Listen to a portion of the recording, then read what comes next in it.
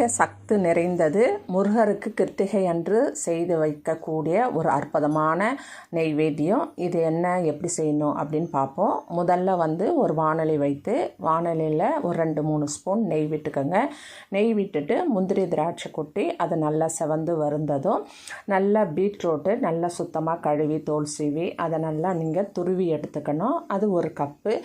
அந்த 1 கப்பை நல்லா கொட்டி அதை நல்லா வதங்கணும். வதங்கி முடிந்தவுடனே நீங்கள் எதில் கொட்டினீங்களோ எதில் எடுத்தீங்களோ அந்த கப்பில் 1 கப்பு பால், அந்த பாலையும் அதோடு சேர்த்து நல்லா கலக்குங்க.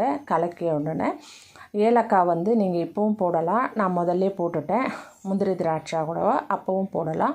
போட்டு அது நல்லா கொதிக்கணும். கொதிக்க ஒரு 10 நிமிஷம் ஆகும். மூடி போட்டு வேக வைங்க.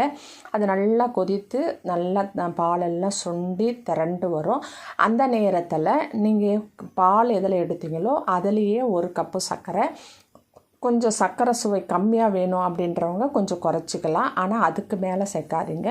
அதனால் 1 கப்பு துருவல், 1 கப்பு பால், 1 கப்பு சர்க்கரை, இது 3ஐயும் ஒன்றா சேர்ந்து அதை நல்லா கலரணும். கலரும் போது அது பாகு பிரிஞ்சு சுருண்டு வரும். அதுதான் நல்லா அல்வா பதம்னு சொல்லுவோம். அப்படி நல்லா வானிலையில் ஒட்டக்கூடாது. சுருண்டு அது வரும்பொழுது திரண்டு எல்லாமே திரண்டு வரும்பொழுது நீங்கள் வாசனைக்கு இன்னும் திரும்பவும் 1 ஸ்பூன் நெய் விட்டு நல்லா கிண்டி எடுத்து நீங்கள் பரிமாறலாம். இது ரொம்ப ரொம்ப சுவையாக இருக்கும். ரொம்ப சத்து நிறைந்ததும் கூட.